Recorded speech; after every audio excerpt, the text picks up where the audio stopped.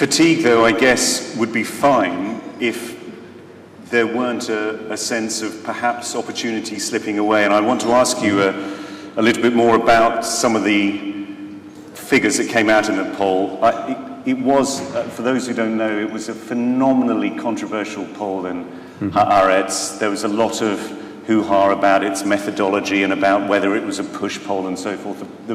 The guy who did it, Camille Fuchs, is a very well-respected psophologist in Tel Aviv, but some of the interpretation that was put on it was seen as very controversial. But in terms of the work that the New Israel Fund does, there were some pretty depressing numbers in there. I mean, which seem to speak for themselves. 59% of Israeli Jews that were polled prefer that preference be given to Jews over Arabs in government jobs. 49% believe that the state should treat Jews better. And the particularly controversial one, that 69% believe that if the West Bank is annexed, Palestinians shouldn't get the vote. These aren't figures that suggest that the argument is moving in your direction. Yes, but nobody asked in this poll whether the people really want the West Bank to be annexed.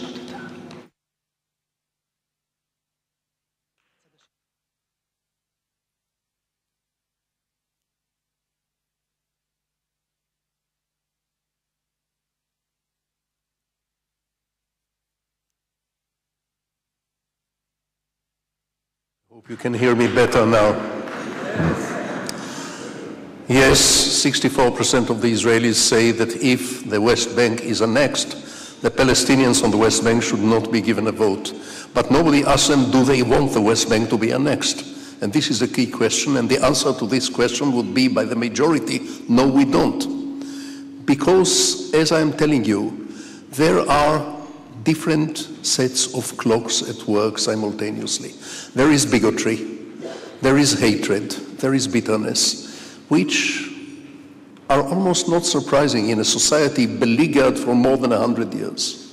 There are strong anti-Arab feelings. I remember this country, I remember England, going to war with Argentina over the Falklands. I was in England at that day the war broke out. I was amazed to see in the English tabloids expressions such as argies and gauchos, derogatives. Now, in 100 years of Israeli-Arab conflict, you never saw on an Israeli tabloid the Hebrew word Arabush, which is the derogative for an Arab. So when nations go to war, they are not at their best on civil rights, and they are not at their best on humanity, and they are not at their best on tolerance. This is universal, and Israel is no exception. The way out of it is to terminate the war. You cannot change the hearts before you terminate the war. There is a common and sentimentalist assumption that first you get to like the other, you get to understand the other, you get to get close to the other, and only after that peace may prevail. Throughout history it works the other way around. First, peace treaties are signed with clenched teeth. Then sometimes, not always, sometimes comes a gradual emotional de-escalation. That's the way it had worked throughout history. Peace first, reconciliation later.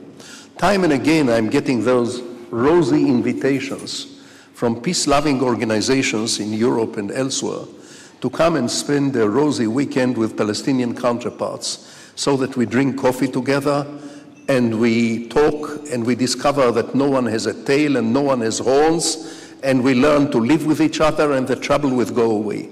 This is based on a sentimentalist assumption that every conflict is no more than a misunderstanding. A little group therapy, a touch of family counseling, and the trouble will go away.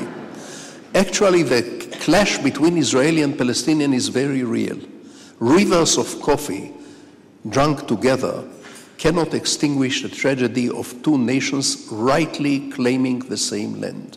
What we need is not an improved understanding first. What we need is a practical, livable compromise. Well, let me ask you about